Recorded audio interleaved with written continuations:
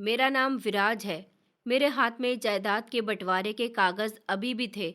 वही कागज जिस पर मेरे दस्तखत से पहले मेरी आंखों से आंसू टपक पड़े थे। मैंने वो दस्तखत किए थे, एक सुकून के साथ, एक गर्व के साथ, ताकि मेरा छोटा भाई विशाल, जिसे मैंने हमेशा अपने बच्चों की तरह चाहा था, जिसका हमेशा अपनी औलाद से बढ़कर ख्याल रखा था, वो अपने पैरों पर खड़ा हो सके, कामयाब हो सके।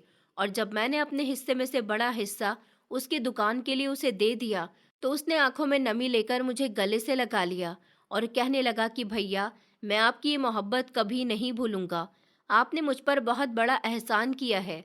मैंने उसके सर पर हाथ रखा और कहा कि ये मेरा आशीर्वाद है, तुम्हारे लिए कोई एहसान नहीं है। ऊपर वाला तुम्हें हमेशा कामयाब करेगा और तुम्हारी कामयाबी ही मेरी जिंदगी भर की कमाई है।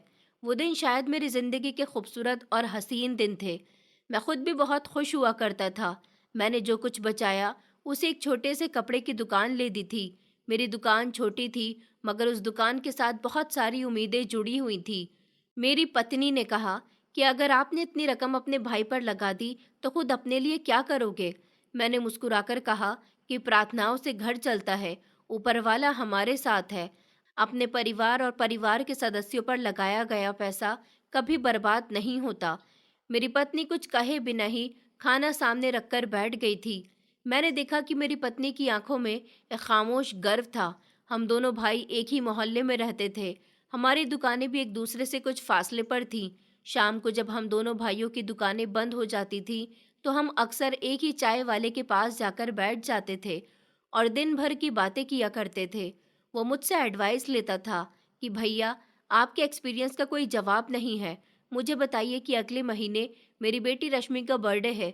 मुझे बताइए कि उसकी बर्थडे का इंतज़ाम कैसे करूं, कैसे घर में फंक्शन रखूं, क्या खाना बनवाऊं और किस किस को इनवाइट करूं। मैं उसके सवाल सुनकर दिल ही दिल में बहुत खुश हुआ था कि मेरा भाई आज भी मुझे अपना बड़ा मानता है। आज भी अगर वो कोई कदम बढ़ाने की कोशिश करता है तो मेरी एडवाइस ज़रूर लेता है और मुझसे हर बात शेयर ज़रूर करता है। एक बार की बात है, मेरी दुकान पर बहुत भीड़ लगी हुई थी और उसी समय विशाल अपनी दुकान से दो कस्टमर के साथ निकला। मैंने उसे देखा। वो मुझे देखकर मुस्कुराया। कस्टमर उससे कुछ पूछ रहे थे। उसने मेरी तरफ इशारा करते हुए कहा कि ये मेरे बड़े भैया हैं, मेरे सब कुछ। इनसे बड़ा सेठ यहाँ कोई नहीं है। उनके ही आशीर्वाद से मैं यहाँ तक पहुँचा हूँ। उसकी बात सुनकर मुझे खुशी हुई थी, गर्व महसूस हुआ था, लेकिन मैंने अपनी गर्दन झुका ली थी। दिल आसमान से भी ऊंचा हो गया था। घर का माहौल भी बहुत ही खुशगवार था। मेरे दो बच्चे थे, राहुल और मीनाक्षी। दोनों बच्चे स्कूल में पढ़ते थे। मेरी पत्नी सिलाई किया करती थी और शाम को सामान लेकर जब मैं घर जाता तो हम सब एक साथ ही डाइनिंग टेबल पर बैठकर खाना खाया करते थे। हमेशा की तरह एक दिन विशाल मेरे घर आया। मेरे बच्चे दौड़कर उससे लिपट गए। वो उनके लिए हमेशा चॉकलेट्स और टॉफ़ी लेकर आया करता था। मेरी पत्नी ने उसे बैठने को कहा, फिर वो उसके लिए पानी लेकर आई। उसने कहा, भाभी, आपके हाथ के पराठे खाने का मन कर रहा है, कुछ मिलेगा खाने को? मेरी पत्नी हंसकर किचन में चली गई थी। विशाल ने टेबल पर कोहनी रखकर कहा कि भैया, मैं सोच रहा हूँ कि अगले महीने दुकान में एक और वैरायटी ले आऊं, अगर थोड़ा माल उधार पर मिल जाए तो। मैंने बात काट दी और कहा कि ले लो, अगर ज़रूरत पड़ी तो मैं हूं ना। वो हंसने लगा और कहने लगा कि भैया, आपके होते हुए मुझे कभी किसी चीज़ की फिक्र नहीं हुई। मेरे दिल में भी अपने छोटे भाई के लिए कभी कोई शिकायत नहीं आई, न जलन न मलाल हुआ। कभी सोचा भी नहीं कि वो मुझसे ज़्यादा कमा रहा है या आगे निकल रहा है। उसकी कामयाबी मेरा आशीर्वाद था। वो जिस रास्ते पर बढ़ रहा था, वो मैंने ही तो उसे दिखाया था। उसका हर कदम मेरे सब्र, मेरे इशारे की बुनियाद पर उठ रहा था और यही बात मुझे सुकून देती थी। जब मैंने अपनी दुकान का शटर ऊपर उठाया तो धुआं मेरे चेहरे से टकराया और आंखें कुछ लम्हे के लिए बंद हो गईं। अंदर कदम रखते ही मुझे ऐसा लगा जैसे किसी ने मेरे सीने पर पत्थर रख दिया हो। दीवारें काली हो गई थी, कपड़े जले हुए थे, कपड़ों के थान राख में बदल चुके थे। मैं चलता हुआ काउंटर तक आया, जहां कल तक मेरी जमा पूंजी रखी हुई रहती थी, मगर अब वहां सिर्फ राख थी और एक जली हुई कील। मैंने घुटनों के बाल जमीन पर बैठकर हाथों में राख को समेटने की कोशिश की, जैसे वो राख मेरी मेहनत को वापस शक्ल दे देगी। बाहर गली में कुछ लोग खड़े होकर चुपचाप तमाशा देख रहे थे। कोई आग का सबब जानना चाहता था, कोई बस दिल बहलाने के लिए आया था। शाम को मोहल्ले का एक लड़का आया और कहने लगा कि भैया, आपके छोटे भाई की दुकान पर तो बड़ी रौनक है, नए माल की सेल लगी है। मैंने मुस्कुराकर सर हिला दिया और कहा कि हाँ, वो तरक्की कर रहा है, ऊपर वाला उसे और कामयाबी दे। मेरे दिल में एक दर्द की लहर उठी थी, मगर मैंने छुपा ली थी। उसी समय मेरी पत्नी आई, उसके हाथ में चाय का कप था, चेहरे पर सवाल थे। उसने कहा कि आपके पास विशाल आया था क्या? मैंने इनकार में सर हिला दिया। मैंने कहा नहीं, शायद वो बिजी होगा। मेरी पत्नी ने हल्की सी आवाज में कहा कि इतने बड़े नुकसान के बाद तो कम से कम उसे अपने भाई को देखने आ जाना चाहिए था। मैंने अपनी पत्नी का हाथ पकड़कर जवाब दिया कि विशाल मेरा भाई है, वो जरूर आएगा, कुछ वक्त दे दो उसे।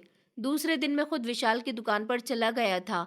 वो ग्राहकों में घिरा हुआ था, चेहरे पर चमक थी और हाथ में नया मोबाइल था। मैंने एक तरफ होकर उसके फ्री होने का इंतजार किया। जब उसके कस्टमर चले गए तो मैं उसके करीब गया। मैंने कहा, विशाल आओ, जरा मुझे तुमसे कुछ बात करनी है। वो चौंक गया और कहने लगा कि भैया, आप यहाँ पर आए हो, सब ठीक तो है ना? मैंने मामूली सी बात की और बताया कि दुकान का सारा सामान जल गया, अब कुछ समझ नहीं आ रहा, तुम्हारी थोड़ी मदद की ज़रूरत है। वो कुछ देर के लिए खामोश हुआ, फिर आंखें झुकाकर कहने लगा कि भैया, हालात तो सबके ही बुरे चल रहे हैं। आप जानते हैं, मेरे भी बच्चे हैं, पत्नी है, मैं भी एक जिम्मेदार आदमी हूँ। अभी मेरे पास इतना कुछ नहीं है कि मैं हमदर्दी के नाम पर आपको कुछ दे सकूं। उसकी बात सुनकर तो मेरे पैरों तले से जमीन निकल गई। मेरा दिल दुखा था, अफसोस हुआ था, मगर मैं कुछ कह नहीं सका। मैंने सिर्फ इतना कहा कि मैंने तुमसे कुछ मांगा नहीं है, सिर्फ अपना दुख तुम्हारे साथ बांटने के लिए आया था। और फिर मैं चुपचाप वापस मुड़ गया। रास्ते में मुझे वो रात याद आई जब विशाल की शादी हुई थी और मैंने अपने ससुराल से मिलने वाले जेवर बेच दिए थे। उसकी शादी का खर्चा निकाला था। मुझे वो दिन याद है जब उसकी पहली दुकान का पहला बोर्ड लगाने के लिए मैंने खुद पेन से पेपर पर नाम लिखा था। ये सारी यादें जैसे साए की तरह मेरे साथ चलने लगी थी। अब रोज दुकान के बाहर खड़ा होकर गुजरती गाड़ियों को देखता था। शाम को कभी कोई पुराना कस्टमर आता तो पूछता कि भैया, कारोबार बंद कर दिया है क्या? मैं बस सर हिला दिया करता था, जी थोड़ी प्रॉब्लम हो गई है, कुछ दिनों बाद मैं दोबारा से दुकान खोल लूंगा। मगर मेरा दिल जानता था कि दोबारा दुकान खोलने के लिए मेरे पास तो कुछ बचा ही नहीं है। मेरी पत्नी ने एक दिन कहा कि विराज, मैं सिलाई का काम दोबारा से शुरू कर लेती हूँ। मैंने उसे मना किया। मैंने कहा कि नहीं, कोई ज़रूरत नहीं है, तुम बच्चों की देखभाल करो, कुछ समय लगेगा, सब कुछ ठीक हो जाएगा। लेकिन दिल में एक कमज़ोरी सी जाग उठी थी, वो कमज़ोरी जो सिर्फ अपनों की बेरुखी से पैदा होती है। एक दिन मैं घर के बाहर बैठा था कि एक बड़ी सी गाड़ी मेरे सामने आकर रुकी। विशाल नीचे उतरा, हाथ में 2 बैग थे। मैं खुश हो गया कि शायद वो हमारे लिए कुछ ला रहा है, शायद वो शर्मिंदा हो गया होगा। मगर वो बैग उठाकर सामने वाले घर की तरफ बढ़ गया था। वहाँ किसी लड़की की शादी हो रही थी। वो अंदर दाखिल हुआ और मैं चुपचाप खिड़की से उसे देखता रहा। मेहमानों से घर में रौनक लगी हुई थी। वो खाना खा रहा था, मगर उसने एक नज़र भी मेरी तरफ नहीं देखा। उस रात मेरी पत्नी ने पूछा, क्या विशाल आया था? मैंने खामोशी से हाँ में सर हिला दिया। वो कुछ देर तक मुझे देखती रही, फिर कहने लगी, कुछ कहा उसने? मैंने नज़र चुरा ली थी। मैंने कहा कि नहीं, वो बिजी था, शादी में जा रहा था। मेरी पत्नी ने कुछ नहीं कहा, बस चूल्हे की स्पीड तेज कर दी। कई दिन गुजर गए थे और मेरे अंदर धीरे धीरे खामोशी पैदा होने लगी थी। पहले मैं हर सुबह उम्मीद से उठता था, अब सिर्फ मजबूरी से उठता हूँ। एक दिन बाजार गया कि शायद मुझे कोई काम मिल जाए, मगर सब दुकानदारों के पास पहले से ही लोग थे।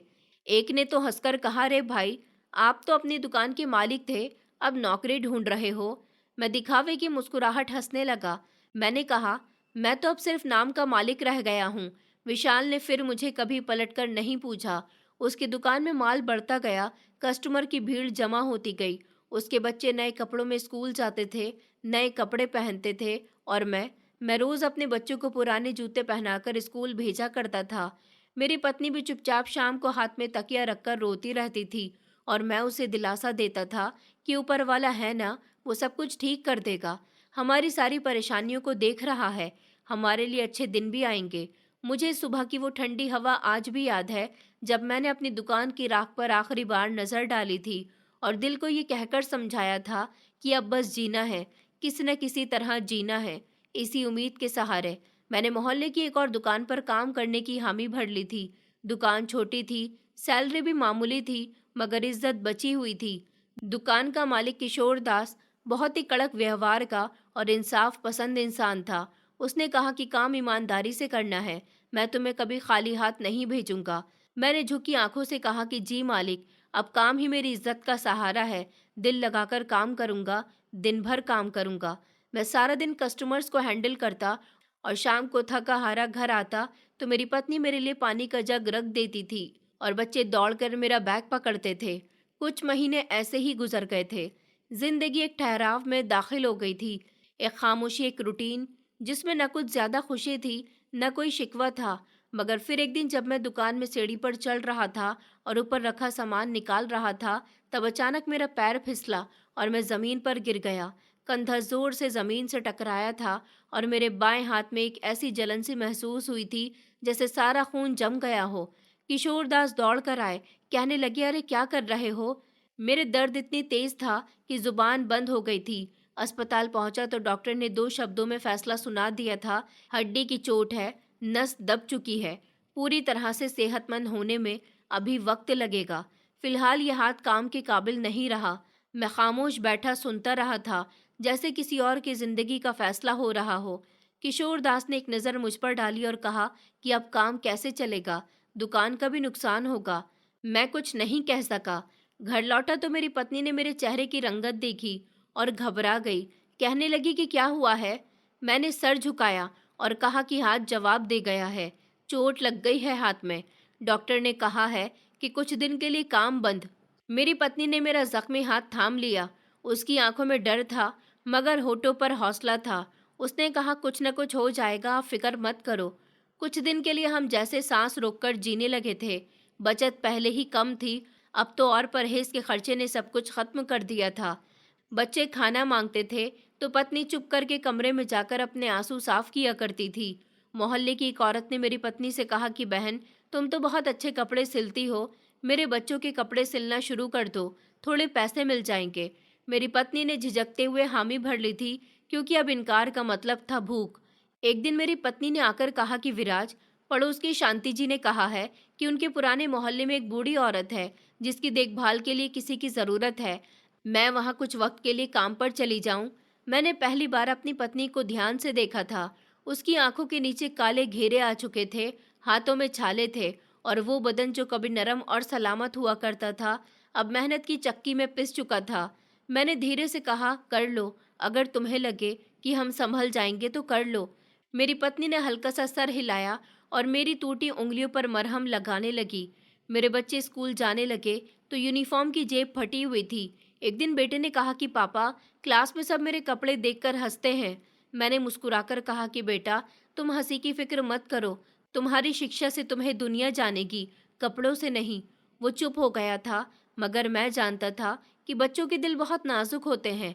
मेरी पत्नी ने महीने के आखिर में आकर बताया कि ये 3,000 रुपये शिल्पा जी ने दिए थे और कहा था कि तुम दवाई ले आओ और कुछ बच्चों के लिए खाने पीने का सामान भी। मैंने हैरानी से पैसे देखे, क्योंकि अब तक वो रोज का खर्चा मुझे बिना कुछ बताए चलाती आई थी। मैंने कहा कि तुमने कैसे गुजारा किया? वो खामोश हो गई थी। कुछ लम्हे के बाद कहने लगी कि मैं खुद कम खा लेती हूँ, लेकिन बच्चों को कुछ नहीं होने देती। एक रात मेरे बेटे ने आकर मुझे बताया कि पापा, चाचा जी के बच्चे नए खिलौने लेकर आए हैं, क्या मैं जाकर देख आऊं? मैंने इजाज़त दे दी, लेकिन दिल में चुभे हुए थे। मेरा बेटा कुछ देर बाद वापस आया। उसके हाथ में एक टूटी हुई गाड़ी थी। मैंने पूछा, बेटा ये कहाँ से आई है? उसने कहा कि चाचा जी के बेटे ने दी है। कहा है कि तुम्हारे पास तो कुछ होता ही नहीं, ये ले जाओ। मैंने अपने बेटे को गले से लगा लिया, पर मेरी आंखों से आंसू निकलने लगे थे। उसने कहा कि पापा, क्या मैं भी कभी नया खिलौना ले सकूंगा? मैंने झूठ बोलकर जवाब दिया कि बस प्रार्थना करो, जल्द ही तुम्हें सब कुछ खरीद कर दूंगा। शाम को मैं छत पर बैठा था, आसमान पर चमकते हुए सितारे और नीचे मेरी दुनिया अंधेरे में डूबी हुई थी। मैंने ना कोई फरियाद की थी, ना कोई शिकायत की थी। बस दिल में एक सवाल था कि ऊपर वाला मुझे आजमा रहा है या मुझे पूरी तरह से तोड़ने के लिए आया है। फिर भी अगली सुबह उठा, क्योंकि मेरे अंदर वो एक चीज अभी भी जिंदा थी, सब्र। और शायद वही मेरी आखिरी पूंजी थी। मोहल्ले की गली में आज फिर वही पुराना शोर था, जैसे दुनिया अपनी रफ्तार में बेपरवाह चलती जा रही हो और मेरे जैसे लोग बस एक तरफ दीवार से लगे सांस लेते रहते हों। मैं दरवाजे के करीब रखी पुरानी कुर्सी पर बैठा हुआ था। वही कुर्सी जो पहले भी कई बार टूट चुकी थी, लेकिन मैंने उसको मजबूत तार से मरम्मत करके उसे जोड़ दिया था, बिल्कुल मेरी जिंदगी की तरह। मेरी पत्नी किचन में चाय बना रही थी। दूध कम था और पानी ज्यादा था। टेस्ट भी नहीं था, लेकिन फिर भी हम उसका टेस्ट दिल से महसूस करते थे। मेरे बेटे राहुल ने कहा कि पापा, गली वाले अंकल की बेटी ने कहा है कि उनके घर खाना बच गया है, क्या हम ले आएं? मैंने अपने बेटे के सर पर हाथ रखा। मैंने कहा, ले आओ बेटा, अगर वो दे रहे हैं तो। मेरे बेटे ने हिचकिचाते हुए पूछा कि पापा, हम दूसरों का बचा हुआ ही क्यों खाते हैं? उसका जवाब मेरे दिल में चुभ गया था, मगर मैंने होठों पर मुस्कुराहट सजाई थी। मैंने कहा, बेटे, जो चीज़ खाने को मिले वो ऊपर वाले का प्रसाद होता है, और प्रसाद मांगने में शर्म नहीं, बल्कि छीनने में शर्म होती है। वो रात हमने एक प्लेट में बची हुई सब्जी से सूखी रोटी पानी में मुलायम करके खाई थी। मेरी बेटी और बेटे ने खाने के बाद सुकून का सांस लिया था, बिल्कुल वैसे जैसे मैंने उन्हें सिखाया था। मेरी पत्नी ने खामोशी से बर्तन समेटे और कमरे के कोने में बैठ गई, शायद सोच रही हो कि कल का नाश्ता कैसे बनेगा। मैं उसकी तरफ देखकर कहने लगा कि फिक्र मत करो, शायद कल कोई दरवाज़ा खुल जाए। उसने धीरे से कहा कि अब दरवाजे कम और दीवारें ज्यादा लगती हैं। अगले दिन विशाल आया। वो हमेशा की तरह गाड़ी से उतरा। जूते चमक रहे थे, महंगे कपड़े पहने हुए था और हाथ में मोबाइल था। मेरी पत्नी ने धीरे से मुझे कंधा हिलाकर कहा कि लगता है विशाल आया है, शायद हमारे लिए कुछ लेकर आया हो। मैं दरवाजे पर गया तो विशाल ने मुस्कुराते हुए कहा कि कैसे हो भैया? मैंने कहा कि कृपा है ऊपर वाले की, जैसा भी हूँ जिंदा हूँ।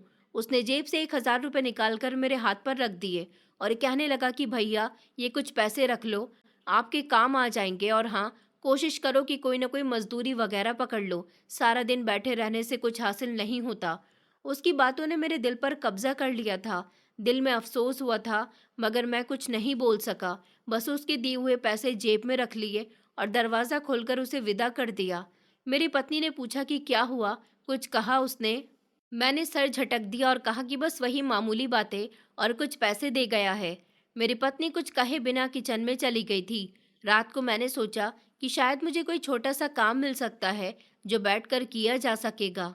अगले दिन मैं एक पंसारी की दुकान पर गया। मालिक ने कहा कि बैठकर वजन कर सकते हो। मैंने कहा कि हाथ का तो पता नहीं, मगर कोशिश कर सकता हूँ। उसने हंसते हुए कहा कि देख लो, अगर एक हफ्ते भी चल गया तो कुछ पैसे दे दिया करूँगा। वो एक उम्मीद थी, चाहे मामूली सी ही सही, मगर जीने की उम्मीद का पहला दिन मुश्किल था। हाथ कांपता था, तराजू के पल्ले बार बार गलत हो जाते थे, मगर मैंने हार नहीं मानी थी। शाम को वो मालिक आया और कहने लगा कि आज के 300 रुपये लेकर चले जाओ, कल फिर आ जाना। मैंने पैसे लिए तो लग रहा था जैसे कोई खजाना मिला हो। घर आकर अपनी पत्नी को दे दिए। उसने मेरी तरफ देखा, फिर धीरे से कहने लगी, तुम सच में बाजू से नहीं हौसले से काम करते हो। अब दिन ऐसे ही गुजरने लगे थे, जैसे कोई पुराना पंखा हो जो चल रहा हो, मगर लगातार आवाज के साथ। कभी कुछ दिन काम मिल जाता था, कभी दुकान बंद रहती थी। एक दिन विशाल फिर आया। उसने गाड़ी से उतरकर मुझे देखा और कहने लगा, ओहो भैया, अब वजन तोलने लगे हो? मैंने कहा कि हाँ, हाथ नहीं चलता तो दिमाग चला रहा हूँ। वो हंसने लगा और कहने लगा कि दिमाग से तो कारोबार नहीं चलते, फिलहाल तुम्हारी मर्जी। मालिक ने कहा कि वो तुम्हारा भाई है, अमीर लगता है, फिर तुम यहाँ क्यों हो? मैंने कहा, हम दोनों का रिश्ता खून का है, कारोबार का नहीं। उसने सर हिला दिया और खामोश हो गया। सुबह का समय था, पक्षी चहचहा रहे थे और आसमान पर हल्की रोशनी फैली हुई थी, मगर मेरे कमरे में अंधेरा छुपा हुआ था। मेरी पत्नी तेजी से तैयार हो रही थी। मैंने करवट ली और धीरे से पूछा कि कहाँ जा रही हो इतनी सुबह? उसने मेरे पैरों पर चादर डालते हुए कहा कि रेणुका जी के यहाँ सफाई का काम मिल गया है, वक्त पर पहुंचना होगा, वरना निकाल देंगी। मैंने कुछ कहना चाहा, लेकिन शब्द हलक में फंस गए थे। वो बाहर चली गई थी और दरवाजे के बंद होते ही कमरे में जैसे खामोशी छा गई हो। मोहल्ले की गलियां जाग चुकी थी। कुछ लोग चाय के होटल पर बैठे थे, कुछ अखबार पढ़ रहे थे, कुछ घरों के सामने पानी छिड़क रहे थे। मेरी आंख उस समय उस तरफ गई जहां कभी विशाल की बाइक खड़ी होती थी, और फिर नई गाड़ी आ गई। नई गाड़ी, और अब मैंने महीनों से कुछ नहीं देखा था, ना उसका आना, ना उसकी कोई खैर खबर। पहले महीने में आता था, फिर तो जैसे दरवाजे का रास्ता ही भूल चुका हो। एक दिन मोहल्ले में एक औरत आई जो नया घर लेने आई थी। मेरी पत्नी ने उसके लिए चाय बनाई। वो औरत आंगन में बैठी हुई कहने लगी ये घर तो बड़ा सिंपल है, लेकिन यहाँ के लोगों में अजीब सा सुकून है। मैंने उसकी तरफ देखा और कहा, सुकून हमें चीज़ों से नहीं रिश्तों से मिलता है, और कभी कभी वो रिश्ते भी खामोश हो जाते हैं। उस औरत ने हैरानी से पूछा कि भैया, क्या मतलब है आपका? मैंने बात टाल दी और कहा कि बस ऐसे ही वक्त वक्त की बात है। कभी कभी मैं सोचता था कि काश विशाल एक दिन आकर मेरे पास बैठता और कहता कि भैया, अब बस बहुत हो गया, चलो कुछ करते हैं मिलकर। लेकिन वो ख्याल ही रह गया। मेरे दिमाग में उसका आखिरी चेहरा अब धीमा होता जा रहा था। पहले वो आता था तो बच्चों के लिए चॉकलेट्स लाता था, खुद उनके साथ खेलता था, मेरी पत्नी से घर का हालचाल पूछता था और जाते हुए वादे करता था कि अगली बार बच्चों के कपड़े दिलवा दूंगा, स्कूल बैग लेकर आऊंगा। लेकिन अब वो सब यादें थीं, जैसे किताब के पन्ने जो कभी लिखे गए हों मगर अब धुंधला चुके हों। मेरी पत्नी अक्सर काम से आकर थकी हारी बैठी थी। एक दिन मैंने कहा कि बस करो, रोज की मेहनत है, कहीं तुम बीमार ना हो जाओ। उसने मुस्कुराकर कहा, बीमार होने का वक्त नहीं, पहले तुम्हारा इलाज पूरा हो जाए, बच्चों की फीस निकल जाए, फिर सोचूंगी। वो कहते हुए रोई नहीं थी, पर मैं जानता था कि वो अंदर कहीं रो रही है, बस आंखों से बाहर आंसू आने नहीं देती। एक दिन मोहल्ले में एक आदमी का निधन हो गया। क्रियाक्रम के बाद उनके घर में खाना खिलाया गया। मेरी पत्नी ने खाना गर्म किया और बच्चों को बिठाकर खाना खिलाने लगी। राहुल ने कहा कि माँ, ये खाना कहाँ से आया? उन्होंने कहा कि बेटा, बस ऊपर वाले की तरफ से आया है। रेणुका जी, जिनके यहाँ मेरी पत्नी काम करती थी, मेरे लिए कुछ खाली बोतलें और कागज की रद्दी लेकर आई। कहने लगी, ये रख लो, कबाड़ में बेच देना, कुछ पैसे आ जाएंगे। मैंने उनका धन्यवाद किया और मेरी पत्नी ने उनसे पैसे लेने से इनकार कर दिया। रेणुका ने कहा कि बहन, तुम लोग इज्जत से जीते हो, इसलिए ऊपर वाला तुम्हें थामे हुए है। उस दिन पहली बार मैंने महसूस किया कि शायद हम मांगने वालों में से नहीं, मगर ऊपर वाला हमें उन लोगों से जोड़ देता है जो देने वाले होते हैं। और फिर एक रात जब बारिश हो रही थी, हम सब एक ही बिस्तर पर सोए हुए थे। छत से पानी टपक रहा था। मेरी पत्नी ने हाथ फैलाया और बूंदे रोकने की कोशिश की। उसने धीरे से कहा कि देखो, दरवाजे पर अब कोई दस्तक नहीं देता। मैं और मेरी पत्नी ने हर बुरे हालात में गुजारा करना सीख लिया था। हम शायद इसलिए अभी तक जिंदा हैं। सुबह ही गली में एक अलग सी चहल पहल थी। सावन का महीना लग चुका था। कांवड़ यात्री जल चढ़ाने की तैयारी कर रहे थे। जगह जगह कैंप लगाकर भंडारे हो रहे थे। लोग अपने घरों में पूजा पाठ कर रहे थे। बाहर सड़कों पर रौनक लगी हुई थी। मैं दरवाजे के पास बैठा भक्तों को जाता देख रहा था।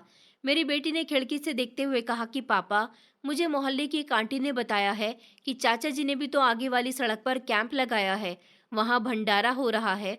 खाने में सब्जी, पूरी, हलवा और मटर के चावल हैं। सब लोग वहां खाना खाने के लिए जा रहे हैं।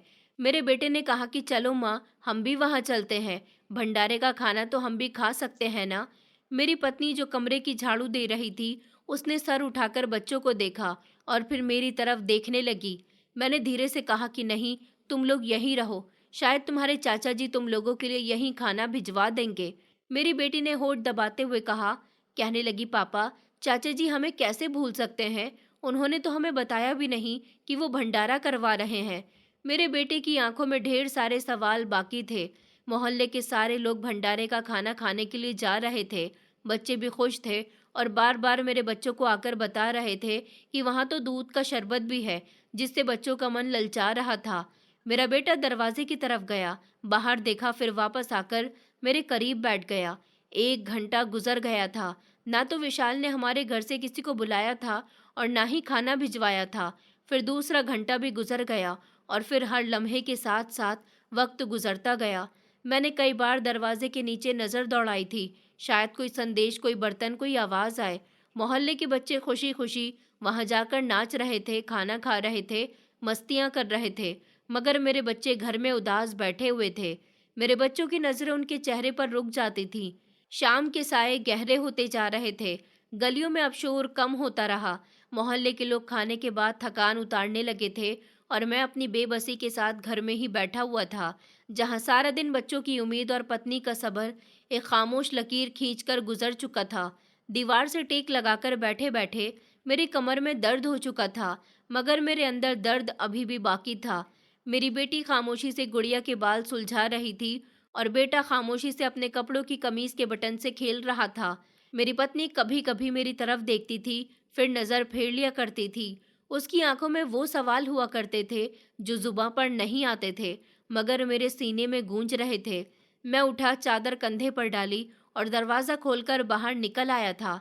मेरी पत्नी ने पीछे से कहा कि कहाँ जा रहे हो? मैंने पलटकर जवाब दिया, ज़रा चक्कर लगा आऊं, दिल घबरा रहा है। वो जानती थी कि मैं कहाँ जा रहा हूँ, पर खामोश रही। गली में आकर मैंने कदम धीरे कर लिए थे, जैसे मेरा हर कदम सोच के साथ जुड़ा हुआ था। अपने ही भाई के दरवाजे की तरफ जा रहा था, वो दरवाज़ा जिस पर कभी मैंने खुद छत बनाई थी, जिसकी ईंटों में मेरे पसीने की कमाई लगी हुई थी। आज उसी दर पर उम्मीद लेकर जाना, जैसे अपना अक्स किसी और के आईने में तलाश करने जैसा था। जब मैं गेट के पास पहुंचा, तो बाहर एक जवान चौकीदार खड़ा हुआ था, जिसे मैंने पहले कभी नहीं देखा था। मैंने कहा कि विशाल अंदर है, मैं उसका बड़ा भाई हूँ। वो एक लम्हे को मुझे देखते रहा, फिर कहने लगा कि साहब बिजी हैं, अभी उनके मेहमान आए हुए हैं। मैंने नरमी से कहा कि उससे कहो, बस उसका भाई आया है, थोड़ा सा वक्त चाहिए। चौकीदार अंदर चला गया था और मैं दरवाजे पर खड़ा होकर अंदर से आती हुई आवाज़ सुनता रहा। किसी बच्चे की हंसी की आवाज़ थी, किसी औरत की चमक, बर्तनों की खनक और खुशबू, जो इस बात का ऐलान कर रही थी कि अंदर पार्टी का माहौल है। थोड़ी देर के बाद गेट खुला और विशाल बाहर आया। उसने मुझे देखा, माथे पर शिकन आई, जैसे मेरी मौजूदगी से वो परेशान हो गया हो। मैंने जल्दी से कहा कि विशाल, बस अगर थोड़ा सा खाना बचा हो तो दे दो, बच्चों के लिए। उन्होंने सुबह से कुछ नहीं खाया। मेरी आवाज़ बहुत नरम थी, मगर मेरे शब्द सीधे थे। मैंने उसकी नज़रों में हैरानी और झिझक देखी थी और कुछ उलझन भी देखी थी। उसने थोड़ी तेज आवाज में कहा कि ये क्या तरीका है भैया, बिना इजाजत घर के अंदर घुस आने का। चौकीदार ने कुछ नहीं कहा, बल्कि विशाल ने चौकीदार को डांट लगाई। तुम्हें पता है कि अंदर मेहमान बैठे हुए हैं, तुम जानते हो कि यहाँ किस किस का आना जाना है। उसकी बात सुनकर मेरे पैरों तले से जमीन निकल गई। मैं जैसे जमीन में गड़कर रह गया था। मैंने नजर झुकाई, मगर अंदर का तूफान मेरी आवाज में थरथरा रहा था। मैंने सिर्फ इतना कहा कि बस बच्चों के लिए खाना चाहिए था, वरना मैं खुद कुछ नहीं मांगता। उसने नागवारा से हाथ उठाया और कहने लगा कि अभी कुछ नहीं बचा है, हम सब बांट चुके हैं, और आइंदा अगर आना हो तो पहले खबर दे दिया करो। इतना कहकर वो वापस पलट गया था। दरवाज़ा जोर से बंद हुआ और मैं वहीं खड़ा रह गया था, गेट की आवाज़ जैसे मेरे दिल पर लगी हो। मैं पीछे मुड़ा, गली सुनसान थी। नुक्कड़ पर जाकर मैं रुक गया था। मेरे पैरों में जैसे ताकत नहीं थी कि वापस घर जा सकूं।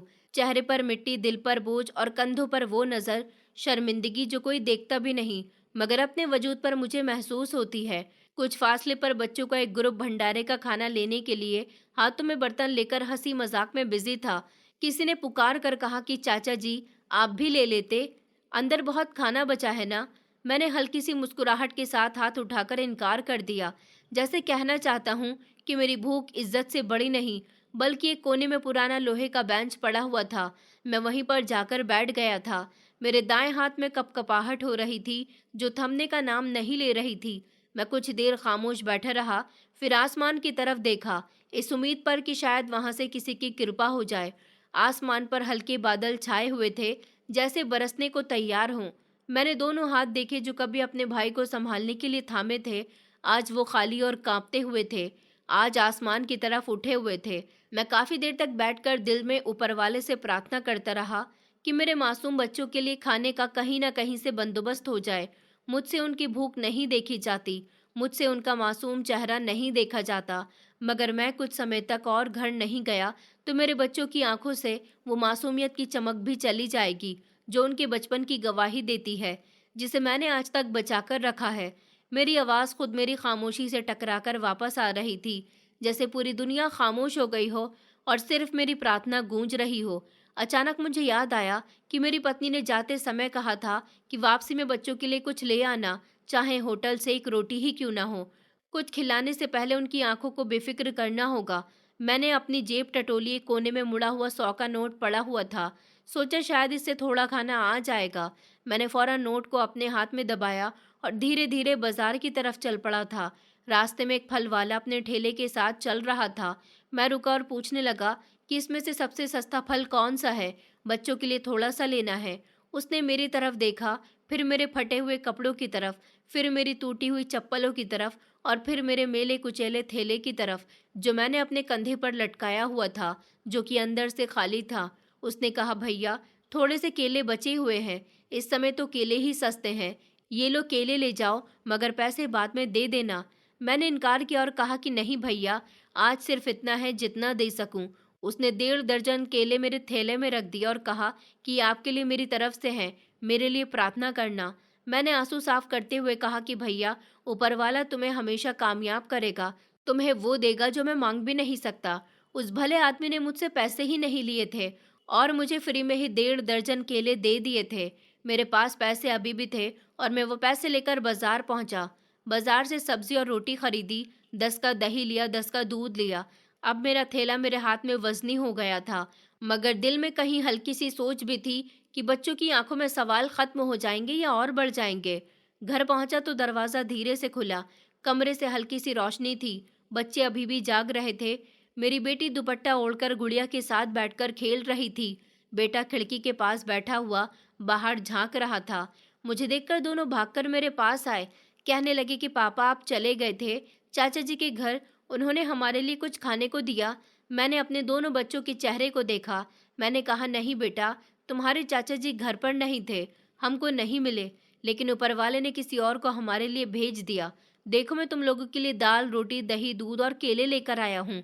बच्चों की आंखों में हैरानी उभरी थी, जैसे इस मामूली खाने में उन्हें वो खुशी नहीं मिली जिसके बारे में उन्होंने सोचा हुआ था। उन्होंने सारा दिन इंतजार किया था अच्छे खाने का। मेरी पत्नी मेरे करीब आई और धीरे से कहने लगी कि तुम कहाँ गए थे? मैंने कहा, मंदिर गया था प्रार्थना करने के लिए। देखो प्रार्थना स्वीकार भी हो गई। मैंने अपनी पत्नी की तरफ देखा, जिसकी आंखों में अभी भी आंसू थे, पर उसके आंसुओं के पीछे सुकून छुपा हुआ था। मैंने थैली पत्नी के हाथ में दी और उसने खाना बर्तन में निकाला। मेरे बच्चों ने बैठकर सुकून से खाना खाया और बच्चों को समझाया कि बेटा, ये खाना नहीं है, बल्कि हमारी प्रार्थना का जवाब है। उस रात हमने सादा सा खाना खाया था, मगर पेट भरकर खाया था और इसी तरह से रात गुजर गई थी। मगर मेरे दिल में एक सुकून था कि जो कुछ भी था हमारे भाग्य का था और किसी और का नहीं। मैं जानता था कि ऊपर वाला जिससे मैंने आज प्रार्थना की है, उसने हमारी प्रार्थना स्वीकार कर ली है और ये बस शुरुआत है। अभी उसकी कृपा होनी हम पर बाकी है। अगली सुबह मैंने गली का दूसरा मोड़ भी पूरा नहीं किया था कि पीछे से एक भारी मगर नरम शब्दों वाली आवाज आई। किसी ने मेरा नाम पुकारा था, विराज, विराज बेटा। मैं रुक गया था। पलटकर देखा तो एक बूढ़े बुजुर्ग थे, जिनके हाथ में एक छड़ी थी। दूसरे हाथ में मेरी तरफ इशारा करते हुए तेजी से करीब आ रहे थे। उनके चेहरे पर हैरानी, खुशी और एक अजीब सी चमक थी। मैंने हैरानी से उनकी तरफ देखा। मैं उन्हें पहचानने की कोशिश कर रहा था, मगर दिमाग खामोश था, जैसे याददाश्त पर उनकी तस्वीर धुंधली हो चुकी हो। वो मेरे बिल्कुल करीब आकर रुके और बिना कुछ कहे मुझे सीने से लगा लिया। उनके हाथ मेरे सर पर थे और वो धीरे से कहने लगे कि मैं जानता था तुम कहीं ना कहीं जरूर मिलोगे। तुम विराज हो ना, रमन के बेटे? मैं तुम्हारे पिता को कैसे भूल सकता हूँ? मैंने थोड़ी झिझक के साथ सर हिला दिया। मैंने कहा कि जी मैं उनका ही बेटा हूँ, लेकिन आप कौन? उन्होंने बात काटकर कहा कि मैं अभिजीत हूँ, तुम्हारे पिता का दोस्त। हम दोनों मुंबई में एक साथ काम करते थे। जब मेरा हाथ जल गया था और सबने मुंह मोड़ लिया था, तो तुम्हारे पिता ने ही मेरी सेवा की थी और मुझे नौकरी भी दिलाई थी। यहाँ तक कि मुझे मेरे घर वापस लाने का बंदोबस्त भी किया था। तुम्हारे पिता बहुत अच्छे इंसान थे बेटा। मेरे लिए ये सब कुछ किसी सपने से कम नहीं था। मैं अभी भी उन अंकल के चेहरे को देख रहा था, जो अजनबी होने के बावजूद भी एक समझदार और मोहब्बत वाले इंसान लग रहे थे। उन्होंने अपनी छड़ी जमीन पर टिकाई और जेब में हाथ डालकर एक लिफाफा निकाला और मेरी तरफ हाथ बढ़ाते हुए कहने लगे कि ये कुछ पैसे हैं, तुम्हें ज़रूरत होगी। मैंने सुना है कि तुम्हारी तबीयत भी खराब रहती है और बच्चे भी छोटे हैं। मेरे पास सब कुछ है, सिर्फ अपना कहने वाला कोई नहीं है। मैंने लिफाफे की तरफ नहीं देखा, बस धीरे से कहा कि अंकल जी, ये सब अचानक, मैं समझ नहीं पा रहा था। वो मुस्कुराकर कहने लगे कि जब जिंदगी तुम्हें बेयकीनी देती है, तो ऊपर वाला यकीन का सामान भेज देता है। मैं तुम्हें एक एडवाइस देना चाहता हूँ। मेरे पास एक छोटा सा कारोबार है, गाड़ियों के पार्ट्स का। मेरे बेटे ने विदेश से आकर ये काम शुरू किया था और अब उसका काम बहुत अच्छा चल रहा था। मेरे पास सब कुछ है। मेरा बेटा मेरा बहुत ख्याल रखता था। हम लोग बहुत अमीर हैं। पिछले साल मेरे बेटे का एक्सीडेंट हो गया था और वो इस दुनिया को छोड़कर चला गया। मेरे पास उसका कारोबार है, धन दौलत है, मगर उसे संभालने वाला कोई भी नहीं है। मेरी पत्नी की भी मौत हो चुकी है और बेटा भी नहीं रहा। मैं अकेला हो गया हूँ। मैं चाहता हूँ कि तुम मेरे साथ रहो, काम सीखो, संभालो। मैं कुछ बोल नहीं पाया था। मेरी बैसाखी अभी भी मेरे साथ थी और जैसे मेरा वजूद उसे पकड़े हुए था। अभिजीत अंकल ने मेरी झिझक देखकर बैसाखी छुई और कहने लगे कि बेटा, मैं तुम्हारा इलाज भी करवाऊंगा, सिर्फ शरीर का नहीं बल्कि दिल का भी। तुम बहुत कुछ झेल चुके हो, अब वक्त है कि तुम खुद को संभालो। मैंने नजर झुका ली थी, दिल में आंसू थे, शुक्र की सांस थी और आंखों से आंसू निकल रहे थे। मैंने धीरे से कहा कि अंकल जी, आप तो मुझे कहीं और ले जा रहे हैं। मैं तो कुछ भी नहीं जानता, न कारोबार करना न हिसाब किताब करना, बस मेहनत करनी आती है। वो हंसने लगे और कहने लगे कि मेहनत ही तो सब कुछ सिखाती है और जिसके पास आशीर्वाद होता है उसे रास्ता सीखने वाला भी मिल जाता है। हम दोनों गली के किनारे बैठ गए थे। अभिजीत अंकल ने बताया कि उनका ऑफिस वीआईपी इलाके में है, जहाँ पार्ट्स का गोदाम और एक छोटी सी दुकान है। उन्होंने कहा कि मैं तुम्हें सब कुछ सिखा दूंगा, क्योंकि बेटे के साथ रह रहकर मुझे भी काफ़ी काम आ चुका है। बस तुम्हारी नियत साफ होनी चाहिए। मैंने सर हिला दिया था।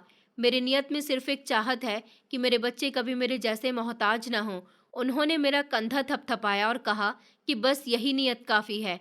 कल सुबह मेरे साथ ऑफिस चलो, मैं तुम्हें वहाँ लेकर चलूँगा। अभी ये लो, कुछ राशन ले आओ और दवाई भी लेकर आना। मैंने लिफाफा पकड़ा तो महसूस हुआ कि वो हल्का नहीं बल्कि बहुत वजनदार है। घर की तरफ चलते हुए ऐसा लग रहा था जैसे मेरे कदम हल्के हो गए हों, जैसे कई बरस बाद मैं ज़मीन पर नहीं, किसी के आशीर्वाद पर चल रहा हूँ। दरवाज़ा खोलते ही मेरी बेटी ने दौड़कर मेरा थैला पकड़ लिया था और बेटे ने पूछा कि पापा कहाँ गए थे? आज बहुत देर हो गई, आपको कुछ मिला? मैंने दोनों बच्चों को करीब करके कहा कि ऊपर वाले ने हमारे लिए एक अच्छा इंसान भेज दिया और उसके ज़रिए हमारी ज़िंदगी बदलने वाली है। मेरी पत्नी ने कमरे में आकर पूछा कि आपकी किससे मुलाकात हुई थी? आप किसके बारे में बात कर रहे थे? मैंने अपनी पत्नी को पूरी बात बताई। वो खामोशी से मेरी बात सुनती रही और फिर धीरे से कहने लगी कि चलो, ऊपर वाले ने तुम्हें मायूस नहीं लौटाया। मैंने रात को जो प्रार्थना की थी वो शायद आज स्वीकार हो गई है। मैंने लिफाफा खोला, उसमें कुछ नकद रकम के अलावा एक विजिटिंग कार्ड, 2 दवाइयों के नुस्खे भी थे। उस रात हमारे घर में चूल्हा भी जला था। आंखें भीगी थीं, मगर इस बार खामोशी के आंसुओं से, और मेरे दिल में पहली बार बरसों के बाद एक सुकून आया था। अगली सुबह सूरज थोड़ा अलग सा लगा। न वो बहुत चमकदार था, ना ही बहुत धुंधला सा था, बस मामूली था, जैसे कुदरत खुद किसी नई शुरुआत की इजाज़त दे रही हो। मैं वक्त से कुछ पहले तैयार होकर बैठ गया था। मेरी पत्नी ने मेरे कपड़े धोकर प्रेस कर दिए थे, जो पुराने थे, मगर आज उनमें एक नई ताजगी महसूस हो रही थी। मेरी बेटी मेरे जूते साफ कर रही थी और बेटा मेरे बैग में एक पुराना पेन रख रहा था, जैसे स्कूल का पहला दिन हो। मेरी पत्नी ने मुझे दरवाजे पर विदा करते हुए सिर्फ इतना कहा था कि ठीक से जाना, अपना ख्याल रखना और अब तुम अकेले नहीं हो, तुम्हारे पीछे हम सबकी दुआएं हैं। अभिजीत अंकल वक्त पर आ गए थे। गाड़ी में बैठे तो पहली बार मेरे दिल ने किसी सवारी में बोझ नहीं महसूस किया था। रास्ते में उन्होंने बताया कि बिजनेस मैंने 10 साल पहले शुरू किया था। उसके बाद मेरा बेटा इस काम को संभालने लगा। पहले छोटी सी जगह थी, मगर अब 3 गोदाम हैं। लेकिन हमेशा एक बात की कमी रही, भरोसे के काबिल कोई इंसान नहीं मिला, और आज मैं चाहता हूँ कि वो कमी भी खत्म हो गई है। मैंने कहा, अंकल, मुझे आप पर बहुत भरोसा है, लेकिन मैं सीखने वाला हूँ, अभी कुछ नहीं जानता। उन्होंने मुस्कुराकर कहा कि सीखने वाले ही तो सबसे बेहतर होते हैं। जो पहले से सब जानते हैं वो कुछ नया नहीं सीखते। हम उस जगह पर आ गए थे जहाँ 2 मंजिल की बिल्डिंग थी, नीचे शोरूम और साथ ही एक गोदाम। अंदर दाखिल होते ही 3 नौकर देखे जो कि काम में बिजी थे। एक रसीद लिख रहा था, दूसरा पार्ट्स लगा रहा था, तीसरा किसी कस्टमर से बात कर रहा था। अभिजीत अंकल ने सबको मेरे बारे में बताया कि ये विराज है, आज से हमारे साथ काम करेंगे, इनको सीखना भी है और उनकी इज्जत भी करनी है। दिन की शुरुआत सिंपल हुई थी, मगर हाँ, कामों से हुई थी। मैंने रसीद चेक की, पार्ट्स की लिस्ट देखी, स्टॉक करना सीखा। मुझे ये सब नया लग रहा था, लेकिन कुछ अंदर से कह रहा था कि ये मेरा रास्ता है। अभिजीत अंकल बार बार मेरे कंधे पर हाथ रखते थे और कहते थे कि विराज, ये देखो, ये क्लच प्लेट है और ये इसकी वेरिएंट्स है। याद रखो, हर पार्ट की एक उम्र होती है, जैसे इंसान की होती है, इसलिए हर चीज़ की इज्जत करो। जितना हम जिस चीज़ का ख्याल रखते हैं वो उतने समय तक हमारे साथ रहती है। दोपहर को ऑफिस में सिंपल सा खाना आया, 2 चपातियाँ, दाल, दही, सब्जी, सलाद, आलू की सब्जी और 2 गुलाब जामुन। अभिजीत अंकल ने मेरे साथ ही खाना खाया था, मेरे बराबर में बैठकर, जैसे कोई फर्क ना हो। मैंने पूछा, आप तो मालिक हैं, आपके ऑफिस के अंदर खाने का इंतजाम करना चाहिए। वो हंसते हुए कहने लगे, विराज, मेरे गुरु ने कहा था कि अगर तुम अपने मजदूरों के साथ बैठकर नहीं खा सकते तो तुम मालिक नहीं गुलाम हो अपने घमंड के। 2 दिन के बाद उन्होंने मुझे दिल्ली के एक मार्केट में भेजा था। वहां से कुछ पार्ट्स खरीदने थे। मुझे पहली बार अकेले भेजा गया था। रास्ते में एक लम्हे भर को घबराहट हुई थी कि अगर कोई सवाल करे तो मैं क्या जवाब दूंगा, मगर फिर दिमाग में पत्नी की बात गूंजी कि तुम अब अकेले नहीं हो।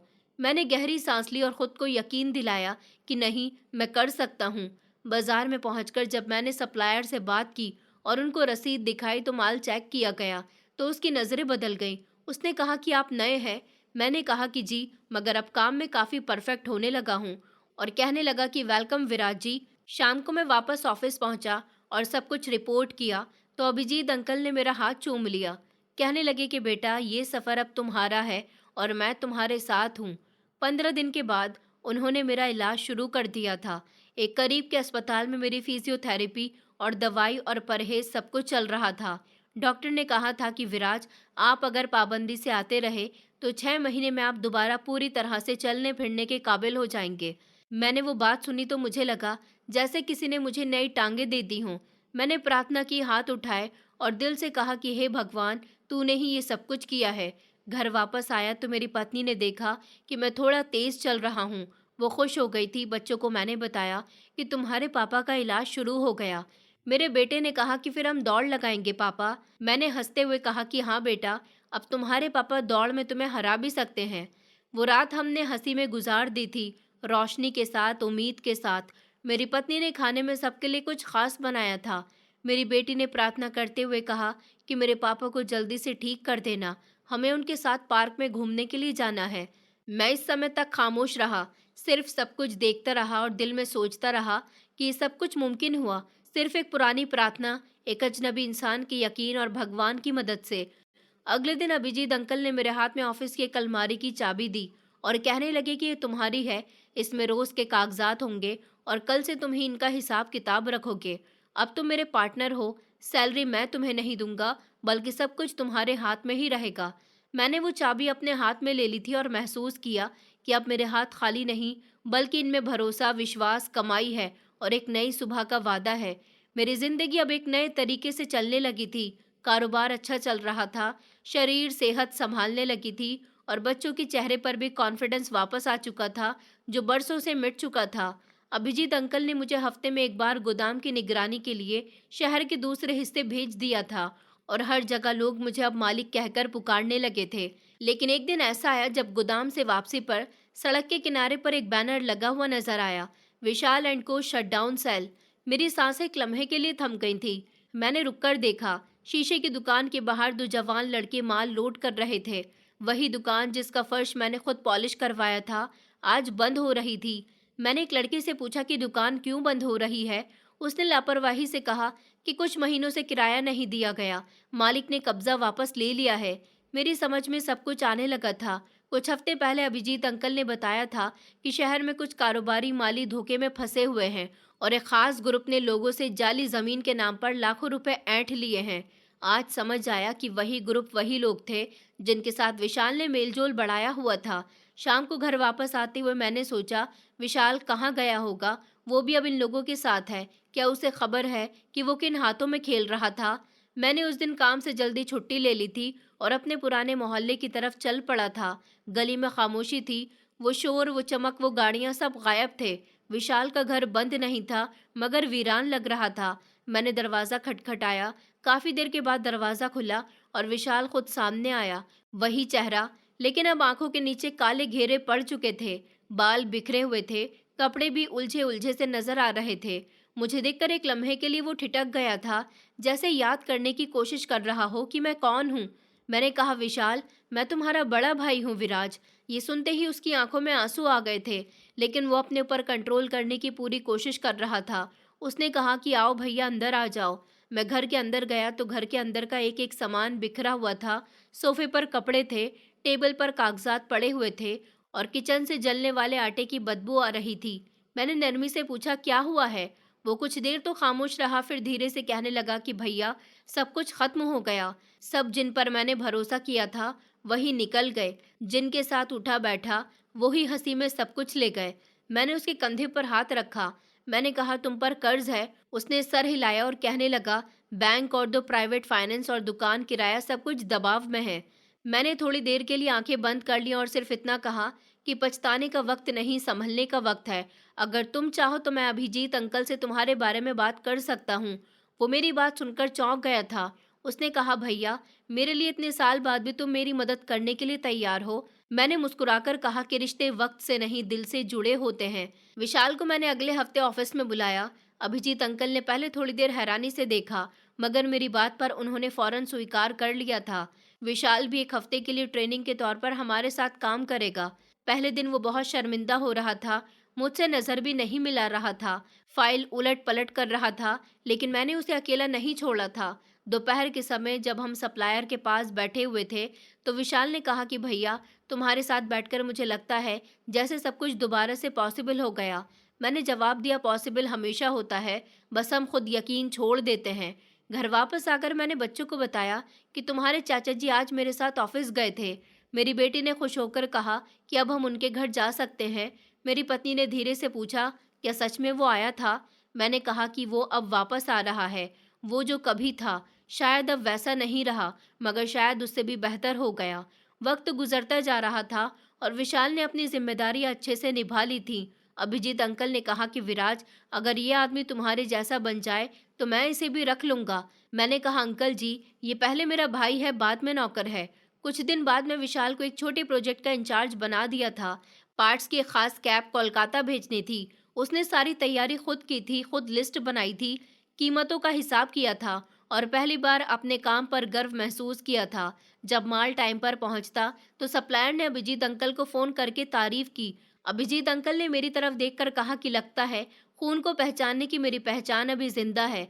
विशाल अब रोज मेरे साथ खाना खाता था, ऑफिस में सबसे नरम शब्दों में बात करता था और कभी कभी चुपके से मेरे बच्चों के लिए कुछ ले आता था।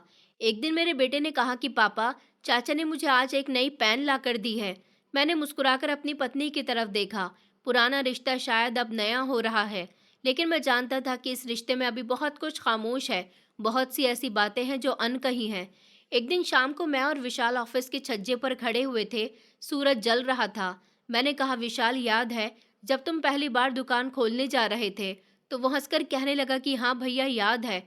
तुमने कहा था कि खुद आगे बढ़ो, पीछे देखोगे तो लड़खड़ा जाओगे।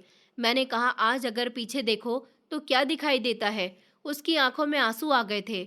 उसने कहा, एक भाई जिसे मैंने खुद को खो दिया था, मगर जिसने मुझे दोबारा पा लिया। मैंने कुछ नहीं कहा, बस उसके कंधे पर हाथ रखा और आसमान की तरफ देखने लगा।